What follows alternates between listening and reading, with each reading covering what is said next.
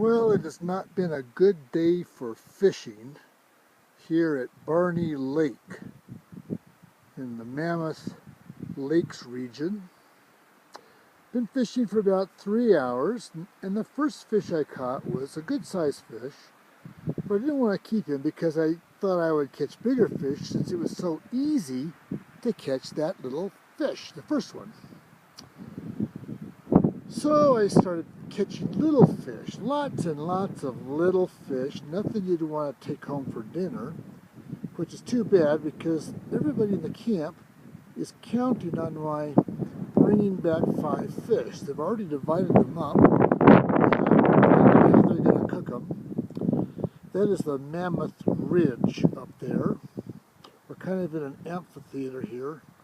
There are 5 lakes in this area, and we're in the most isolated lake. Everybody else has gone off camping, or excuse me, hiking.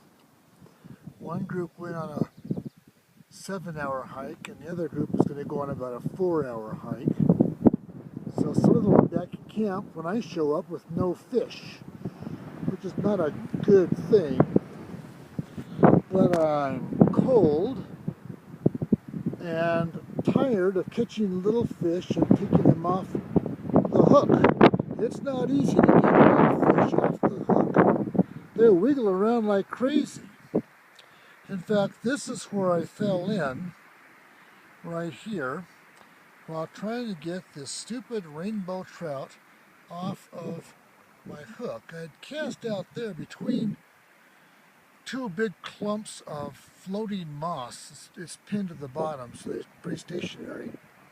And in doing that, I was bringing my lure, my spinner, my Royal Coachman, between those 2, and I'd caught several little fish, hoping for a big one. And so I got this little guy, my 19th little fish.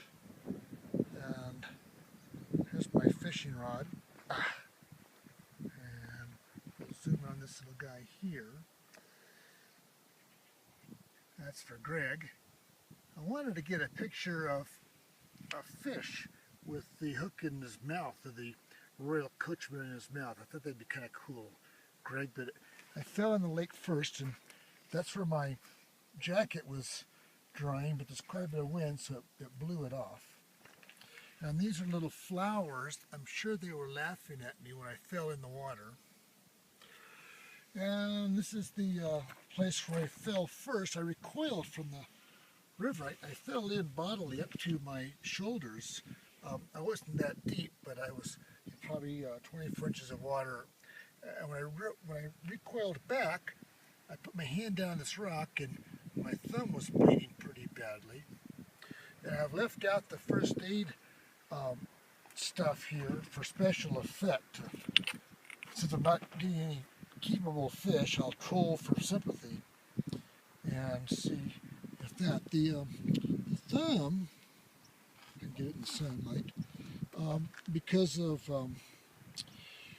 my blood thinners, bled like a little fountain here, but it stopped now.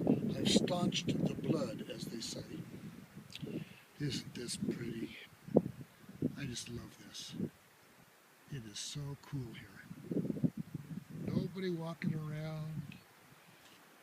Very nice.